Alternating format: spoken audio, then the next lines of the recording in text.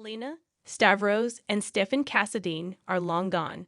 Victor Cassadine is now really, most sincerely dead. Nicholas Cassadine is sleeping it off. Valentin Cassadine, well, he's a pussycat. And Spencer Cassadine, he's a card-carrying good guy, mostly.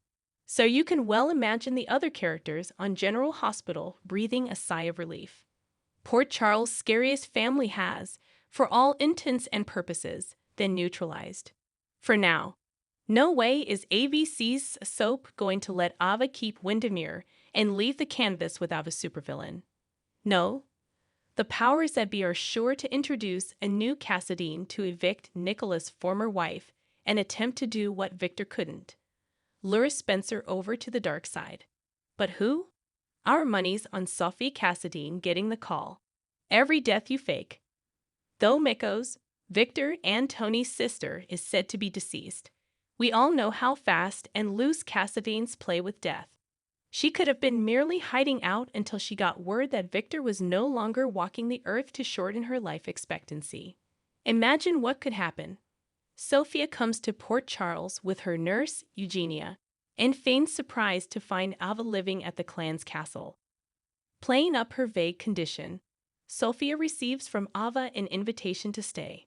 The house has so very many rooms, and it might be nice when Avery isn't around not to have to guess that the footsteps she hears are ghosts. Little by little, Sophia charms not only Ava but Spencer and Valentin. The reason Victor wanted her head on a platter was because she was determined to right the so many wrongs of the past by turning the Cassadine Empire into a force for good. And no, not by wiping out most of the planet.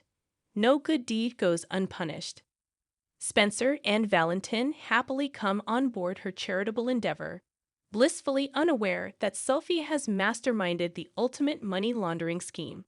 Cut off from the family fortune decades ago, she's broke and intent on bleeding her relatives dry as soon as she gains access to their coffers. How does Eugenia fit in? The meek young woman is a con artist who made the mistake of trying to fleece Sophia, who had no dough to steal.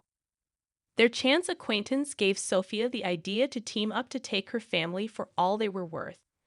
While Sophia handled the business end, Eugenie, Jenny to her friends, would cozy up to Spencer. Obviously, Trina's beau is completely and totally devoted to her. So Jenny's strategy would be to praise their relationship, all while playing up her own pathetic lack of self-worth. Esmond, of all people, would see through the act. She'd even warn Trina.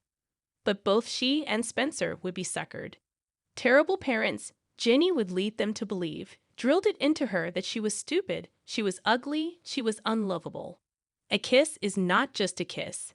During a particularly fraught confession to Spencer, Jenny would admit, embarrassing as it is, that she's never been kissed. No one has ever wanted to. No one has ever looked at her and thought, I can't help myself. I have to. And just like that, Spencer's lips would be on hers. It would an impulse. A foolish one, just to make Jenny feel better. But thanks to Sophia, Trine happens to be in the right place at the right time to see it. Unfortunately for the scheme team, they have a far bigger problem to deal with, Anna. Removing Trina from Spencer's side may be child's play, but separating Valentin and Anna, that's a whole other ballgame.